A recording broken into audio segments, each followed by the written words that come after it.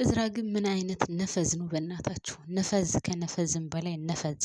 ቤቲ በጣም ተጨንቃና በጣም ተጠባ ስለ አባቱ ስትነግረው ጭራሽ አባቴን ወንጀለኛ ነው እያልሽ ነው፣ አባቴን አፍኖ ገዳይ ነው እያልሽ ነው እያለ እሷ ላይ ይጮህባታል። ሲቀጥል እሷን እንደዛ መስቀልቅሏን አውጥቶ ተናግሮ ሄዶ ለአባቱ ጽዮን የታለች? አንተ ነህ ያፈንካት፣ ቤቲ ነግራኛለች። ጭራሽ እኮ የእሷ ጦስ እየሆነባት ነው ታውቃላችሁ። ለሷ የባስ ችግር እየፈጠረባት ነው ያለውና ቤት ያሳዘነችኝ፣ እውነት ቤት ያሳዘነችኝ። ሲቀጥል ደግሞ ጽዮን ምንም በማታውቀው ነው አግቶ ቁጭ አድርጓት ያለውና ምን አይነት ክፉ ሰውዬ እንደሆነ አላውቅም። እሱ ልጁን በሚወደው ልክ እኮ አንዳንድ ጊዜ እነዚህ ሀብታሞች ሲባሉ የሚያደርጉትን አያውቁም። እነሱ ልጆቻቸውን በሚወዱበት ልክ የድሃ ልጅም እኮ የሚወድ ቤተሰብ አለው። እውነት አንዳንድ ጊዜ ድሃ ሆኖ መፈጠር ምን ያክል ዋጋ እንደሚያስከፍል ነው የምታዩት። በቃ ገንዘብ ለማግኘት የምታደርጉት ጥረት፣ ድሃ ስትሆኑ ያው ሩጫችሁ ገንዘብ ለማግኘት ነው፣ ለመቀየር ነው የምትሮጡት አይደለ? ግን ለመቀየር ስትሮጡ ደግሞ በጎን በኩል ሀብታሞችን ስታዩዋቸው ለድሃ ያላችሁ አመለካከትና የራሳችሁን ልጆች የሚወዱትን ያክል ለድሃ ልጆች የሚሰጡት አመለካከት የወረደ የዘቀጠ በጣም ነው የማዝነው። ቤተሰብ እውነት በጣም ነው የማዝነው። አቶ በቃሉ ይህንን ነገር ለምን ለልጅ ተናገርሽ? በእኔና በልጅ መካከል ያለውን ነገር ልታሻክሬ ነው ብሎ ነው እንግዲህ ጽዮንን የሚያገታት እሷን ለመቅጣት አሁንም ቢሆን እችኛዋን እንደዚህ ሽጉጥ አይቶ እያስፈራራት ያለውና እሱ ልጁን በሚወድበት ልክ የእነሱስ ወላጅ የላቸውም? እንደው ባይኖራቸውስ ለፈጣሪ ብሎ በዚህ ልክ እንደው ኧረ ሀብታሞች የማይስራቸውን ይስጣችሁ። እናንተ በምትሰሩት ኃጢአት፣ እናንተ በምታደርጉት በሰው ልጅ ያን ያክል ግፍ ምንም በማያውቀው በድሃው ላይ ደግሞ ያው ዶፉን ያወርድበታል ማለት ነው። እና አቶ በቃሉ እያደረገ ያለው ነገር በጣም ነው የሚደብረው እውነት። ሰላም የኔ ምርጦች እንዴት ናችሁልኝ? ሰላም ናችሁ ወይ? በያላችሁበት ሰላማችሁ በዘዘት ትረፍረፍ ይበልልኝ። ለቻናሉ አዲስ የሆናችሁ ካላችሁ ሰብስክራይብ አድርጋችሁ የደወል ምልክቷን በመጫን ቤተሰብ ሆኑ። ነባር ቤተሰቦች ደግሞ የላይክ ምልክቷን ጫን እያላችሁ በማጥቆር እስከ ቪዲዮ ፍጻሜ ድረስ አብራችሁን ቆዩ። እስኪ ስለ አቶ በቃሉ ሀሳብ አስተያየት ካላችሁም እንድታካፍሉኝ እፈልጋለሁ። አሁን ቤቲ በጣም በሚያሳዝን ሁኔታ ውስጥ ነው ያለችው። አንደኛ ከአቶ መስፍን ጋር የምትገናኝበት ነገር በጣም ጠባብ እየሆነባት ነው። ሲቀጥል ደግሞ አቶ በቃሉ በሽጉጥ አስፈራርቷታል። እህቷን ጽዮንን አግቶባታል። አሁን አቶ መስፍንን አግኝታው ነበር። ነገር ግን አቶ መስፍንን ብታገኘውም ከሱ ጋር የሚኖራት ግንኙነት በጣም ለሷ ለህይወቷ አስጊ፣ ለእህቷም ቢሆን አስጊ ስለሆነ ለሁለታቸውም ለህይወት አስጊ ስለሆነ አሁን ለአቶ መስፍን ምንም ነገር የምትለው ነገር አይኖርም። በዛ ላይ ወይዘሮ ሜላት እሷን ካላመጣህ ካሁን በኋላ አሳይሃለሁ እያለች ነው። ነገር ግን ካሁን በኋላ ቤቴ ከአቶ መስፍን ጋር እንኳን አይደለም ከቤት መምጣትና በግንኙነታቸው ራሱ የምትፈቅድ አይመስለኝም። ይሄ ነገር ካልሆነ ደግሞ ወይዘሮ ሜላት አካኪ ዘራፍ ነው የምትለው። መጀመሪያ ላምጣት ብለህ ነበር፣ አሁን ለምን እምቢ አልክ? እንደዚህ ሊሆን ቻለ? አምጣት አታምጣት፣ ያው ጭቅጭቃቸውን ይቀጥላሉ ማለት ነው። እና በጣም ነው የደበረኝ፣ በጣም ነው ያስጠላኝ። በዛ ላይ ሀና አሴርን ተናግረዋል። አሴርንና ተምቹን ተናግራቸው ነበር። አሴርና ተምቹም ቢደወልላቸውም አያነሱም። አቶ ኖላዊና ሀና ከቤታቸው ሄደው ነበር፣ ከቤታቸውም የሉም። ሁለተኛ ሀናን ያናግሯታል ወይም ይቅርታ ያደርጉላታል ብዬ አላስብም። እሷ እንደዛ ያለችው እነሱ ችግር ውስጥ እንዳይገቡ ወይም እንዳይጎዱ ብላ ነው። ይህንን ነገር ካሰበች ደግሞ መናገር አልነበረባትም። የሆነ ሰው እያስቸገረኝ ነው፣ አብረሽኝ ካልተኛሽ እያለ ነው ብሎ ለአንድ ለምታፈቅሩት ወይም ደግሞ ለምታፈቅሩት ሳይሆን ለሚያፈቅራችሁ እንኳን አይደለም እና አብረሽ ልተኛ ነው እያለኝ የሚለውንና እንደዚህ አይነት ቃል ተናገረኝ ብሎ እንኳን መናገር ምን ያክል ውስጡን እንደሚሰማውና ምን ያክል እንደሚናደድ ይሄም መገመት አቅቷት አይመስለኝም። ሀና መናገር አልነበረባትም። አሴር ለሷ ምን ያክል ቦታ እንዳለው ጠንቅቃ ታውቃለች። ህይወቱን ራሱ አሳልፎ ቢሰጥ ለሀና ሲባል ምንም የማይመስለው ልጅ ነው።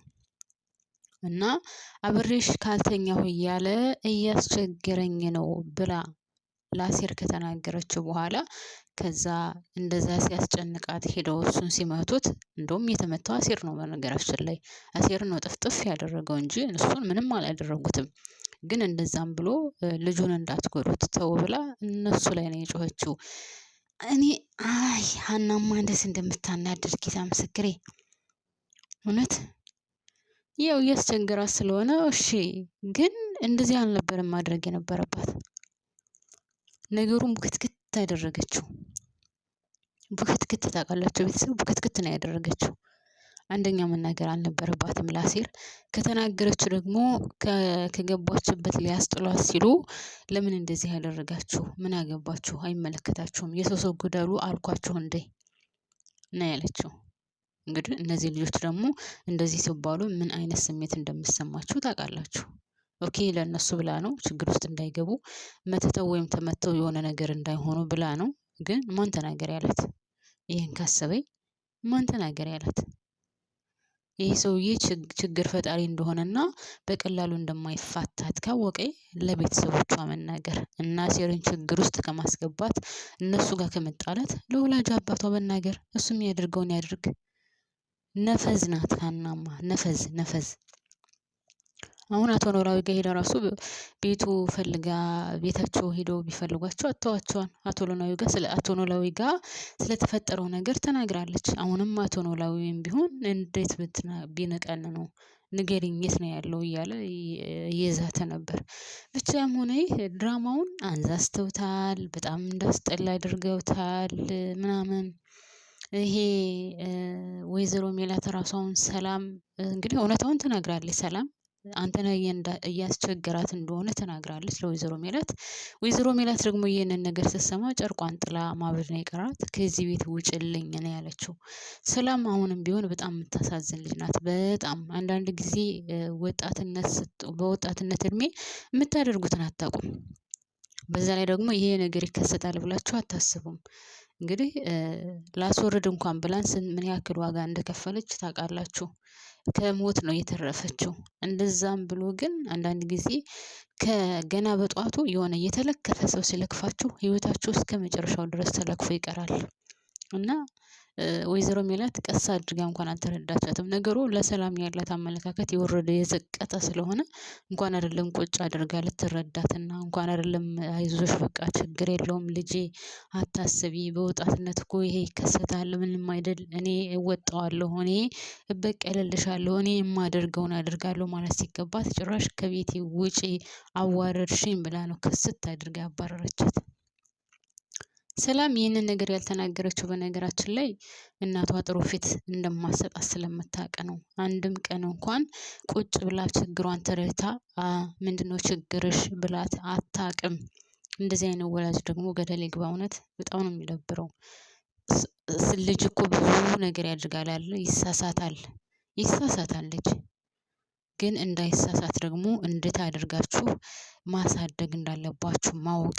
እነዛ ካደጉ በኋላም ቢሆን በወጣትነት እድሜ ብዙ ነገር የሚደረግበት ነው። ማንኛውም ወጣት ነው የሚሳሳተው። ሰላም ብቻ አይደለችም፣ ሴቱም ወንዱም በዚህ እድሜ ሁሉም ሰው ይሳሳታል አይደለ? ችግርሽ ምንድን ነው ብላ አንድም ቀን ሰላምን ቁጭ አድርጋ አዋርታት አታውቅም። አሁን ስለ ሀና ከተወራ ካያችሁ ወይኔ ሀናዬ፣ ሀናን አስቸግርናት፣ ሀናን እንደዚህ ያደርግናት። ሰላም ከሀና ይልቅ ሰላም እያሳለፈችው ያለው ነገር በጣም ከባድ ነው። ሀናስ እሺ የሆነ እንደዚህ ሆነች። ሀና ምን ሆነች? በህፃንነቷ ወድቄ የተባረከ አቶ ኖላዊ ያገኛት ጠብረራ አድርጎ ነው ያሳደጋት።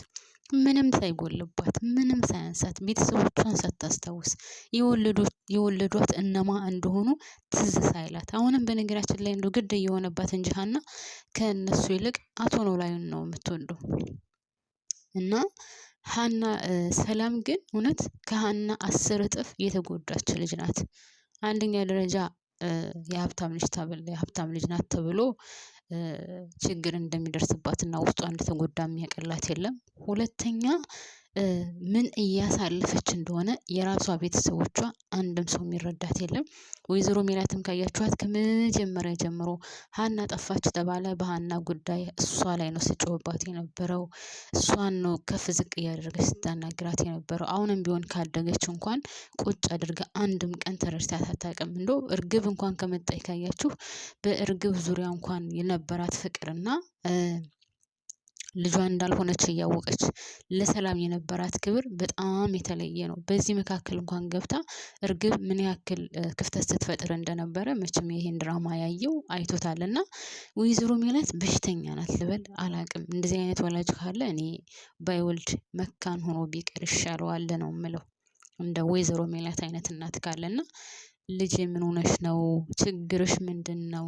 በህይወትሽ ውስጥ ምን እየተካሄደ ነው ያለው ብላ ቁጭ አድርጋ ልጇን መረዳት ችግሯ ምን እንደሆነ ማወቅ ሲገባት የሆነ ነገር ሲከሰት ከምናሴም ጋር ስትጣላ ውጭልኝ፣ አንቺ እንደዚህ ነሽ፣ አንቺ እንደዚህ ነሽ፣ አሁንም ቢሆን እንደዚህ አይነት ችግር ገጥሞኛል ስትላት እንግዲህ አይታችኋን ከቤት ውጭልኝ፣ አይንሽን ማየት አልፈልግም፣ አዋረድሽኝ ነው ስትል የነበረው። ክብር ክብር ክብር ክብር ክብር፣ በኢየሱስ ስም ክብር ግን እንደው ከሰው ህይወት ይበልጣል እንዴ? ሰው ሲኖር መስሎኝ ክብር የሚባለው እኔ እንጃ። እኔ በጣም ነው የምገርመው። ወይዘሮ ሜላት ግን ቤተሰብ እውነት ነው የምላችሁ በጣም ነው የምገርመው። በጣም ነው የምታሳዝነው። በጣም ነው የምታስጠላው። በጣም ነው የምደብረው። አሁን ሰላም የሆነ ነገር ብትሆን ወይዘሮ ሜላት እንደው ልታለቅስ ነው? አፏን ከፍታ ልታለቅስ ነው? ልትናደድ ነው? ልጄ እንደዚህ ሆነች ብላ እኔ የምትል አይመስለኝም። ምክንያቱም ሰላም አሁን ተጎድታለች። ሰላም ውስጧ ተረብሿል፣ ውስጧ ነዷል፣ ውስጧ ተቃጥሏል። በጎን እንትና እያቃጠላት ነው።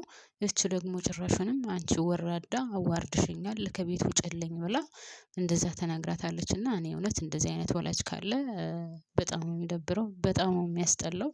ሲጀመር እንደዚህም መታየት የለበትም። ልጅን ከልጅ የሚለያይ አንደኛውን ልጅ ከፍ አድርጎ አንደኛውን ልጅ ዝቅ የሚያደርግ ቤተሰብ እኔ ቤተሰብ ነው ብዬ አላየውም፣ አላስበውም። በጭራሽ በጭራሽ ቤተሰብ ነው ብዬ እንትን አለለም። እና እናንተ እንዴት እንዳያችሁት እስኪ ውድ ቤተሰቦች አካፍሉኝ ማለት ነው።